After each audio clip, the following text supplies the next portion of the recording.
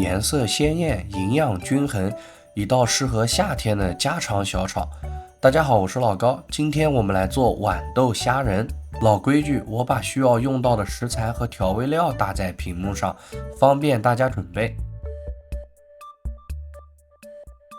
把虾仁解冻好，用刀在虾仁背部划开，这样是为了清除虾线，不然会影响口感，并且烧熟后也会有一条黑线，影响食欲。熬制之前给虾仁上个底味，把调味料抓匀，放在一旁备用。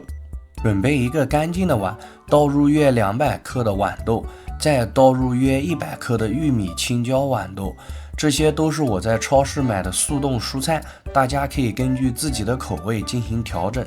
锅烧热后，倒入适量的食用油，下入虾仁，翻炒几下，让虾仁的两面受热均匀。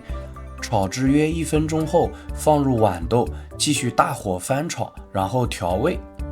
翻炒几下，再顺着锅边淋入一点料酒，激发出香味，就可以出锅啦。Sizzle on the stove, smiles all around, whisk the batter slow, peaceful